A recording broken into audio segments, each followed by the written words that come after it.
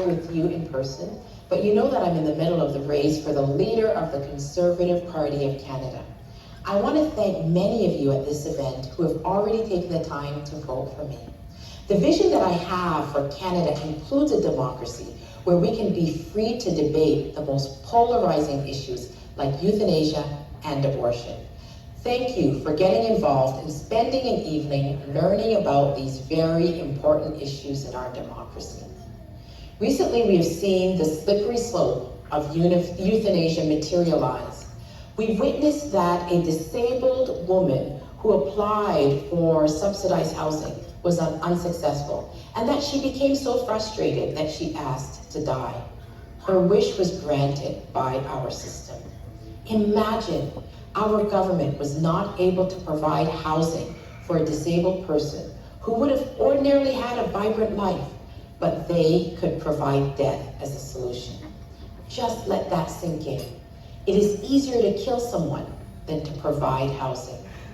We have become a culture that values death over compassionate response to investing in the lives of the most vulnerable in our society. We also witness the disrespect of our veterans when a veteran suffering from post-traumatic stress disorder sought help and was offered euthanasia to deal with his trauma. Imagine someone going to war and risking their life for our freedom, and the best our system can do to repay this hero is offer to take his life. Now, the government plans to extend euthanasia to adolescents experiencing mental health issues. The definition of adolescence is to adore, meaning experience angst and emotional pain.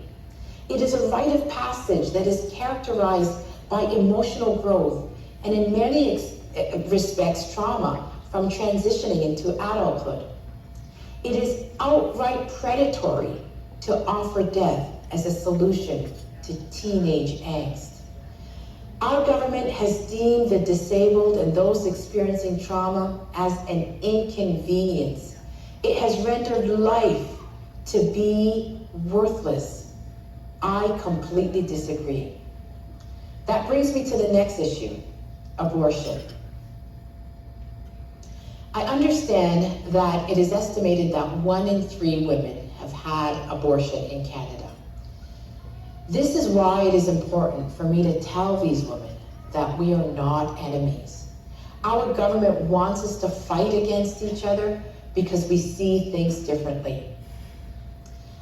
They use abortion as a polarizing issue so they don't have to deal with difficult questions if we can keep people fighting each other. But if you truly believe in women's rights, we must acknowledge that women will also have differing opinions. And likewise, that men will also want to weigh in on the issue of abortion.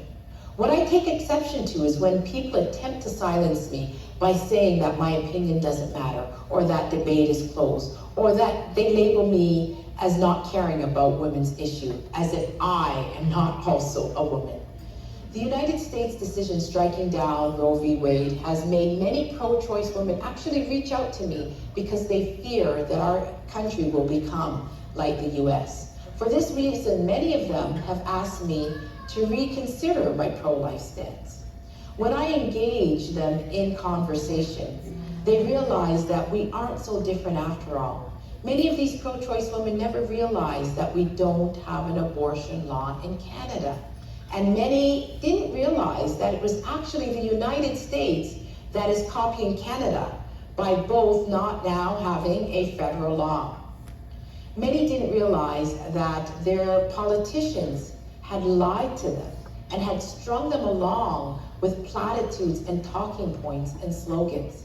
Many of these women didn't realize that while China and India has put laws in place to protect baby girls from being aborted because those societies valued baby boys more than girls, only Canada and North Korea have zero protection for baby girls in the womb who are targeted because they're less desirable than baby boys.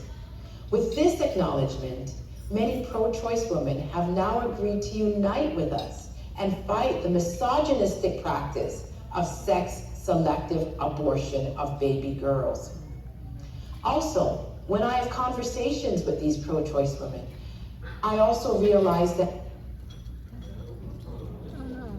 many of them don't believe in abortion on demand. They don't believe in full-term abortion at 9 months, which our Prime Minister has said is perfectly fine. Also, you see, the last few decades, many politicians have outright silenced the pro-life movement, and to a large extent, the voice of many women. They have done this with one simple statement: I believe in a woman's right to choose. These lazy politicians hide behind this statement because it doesn't tell you anything about what they actually believe. You don't know whether they even believe in abortion at 9 months. And if these politicians were honest about believing in a woman's right to choose, why haven't they fought to entrench that right in a law since 1989? Why aren't they fighting to protect the rights that they claim they believe in? Now that the emperor has been seen to have no clothes, it is clear that Canada has no abortion law. And now the US has followed our precedent. Both countries now need to actually have discussions with women about abortion and about preborn babies' rights. These are questions that must be asked of our politicians, and we must hold them accountable if they truly claim that they believe in a woman's right to choose. They must all be honest and tell the public if they believe in abortion at 9 months. And so you have an obligation to pose this direct question to your elected officials. Do you believe in abortion at 9 months? If not, how do they define a woman's right to choose? This is your obligation to hold your elected officials accountable and demand accountability from them. We have also been too passive for too long and too silent about the lives of disabled people, baby girls, veterans that have been targeted. In closing, you know where I stand. I will continue to stand behind my words and make my values clear. I don't expect all Canadians to agree with me, but I owe them the honesty of not speaking in political jargon, slogans, and talking points. I believe it's time to leave the politics of fear and polarization behind us. It's time to find some common ground and start having difficult and respectful discussions about life issues with even people across the aisle. I'm Leslyn Lewis, Member of Parliament for Halton Norfolk, Conservative leadership candidate. I am pro-life. I believe that life begins at conception. I believe that all life is sacred and that every life should be treated with equal value, dignity, and respect. Thank you.